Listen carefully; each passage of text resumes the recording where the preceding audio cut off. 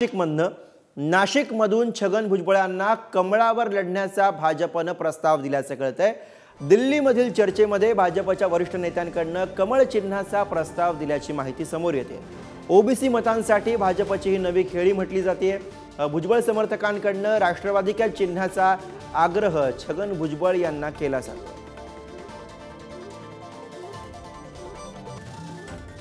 भुजबळांनी मराठा आरक्षणाचा विरोध केला, त्याच भुजबळांनी आता कमळावर लढावं। हे एक मी तुम्हाला सांगू का, तुम्ही आता काही प्रश्न विचारला लागलात, मला जे काही उत्तर द्यायची होती ते दिलेली आहे। मला पुढच्या कार्यक्रमाला जायचंय।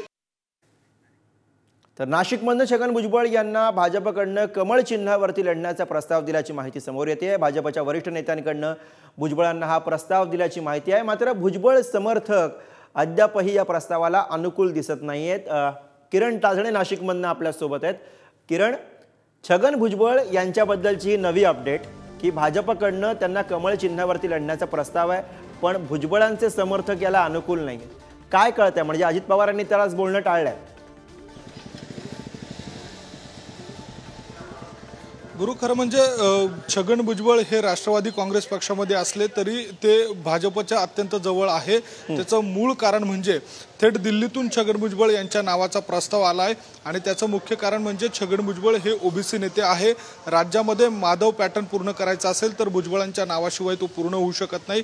दुसरी महत्त्वाची बाब म्हणजे छगन भुजबळ जर थेट कमळाच्या चिन्हावर लढले तर ओबीसी मतं ही थेट भाजपकडे येऊ शकतात, अशा पद्धतीची ही खेळी असल्याचं बोललं जात आहे। मात्र दुसऱ्या बाजूला छगन भुजबळ यांच्याकडनं आणि त्यांच्या समर्थकांकडनं घड्याळ चिन्हावरच निवडणूक लढवावी अशा स्वरूपाची आग्रही मागणी केली जाते। त्याबाबत भुजबळ देखील फार अनुकूल नाहीयेत असंही समजतंय। मात्र दुसऱ्या बाजूला जी काही चर्चा सध्याच्या घडीला छगन भुजबळ कमळावर लढतील अशी सुरू आहे, त्यामागे भाजपची नवी खेळी असू शकते आणि दुसऱ्या बाजूला भुजबळ समर्थकांकडनं देखील त्याला नकार देण्यात आलेला आहे। एकूणच नाशिकच्या उमेदवारीच्या संदर्भामध्ये अद्यापही शिक्कामोर्तब नसताना छगन भुजबळ यांच्या नावाच्या संदर्भामध्ये वेगवेगळ्या चर्चा सुरू आहे आणि त्याच चर्चेचा एक भाग असला तरी दुसऱ्या बाजूला छगन भुजबळ 2 दिवसांपासून नाशिकमध्ये आहे, मात्र ते माध्यमांशी बोलत नाहीये।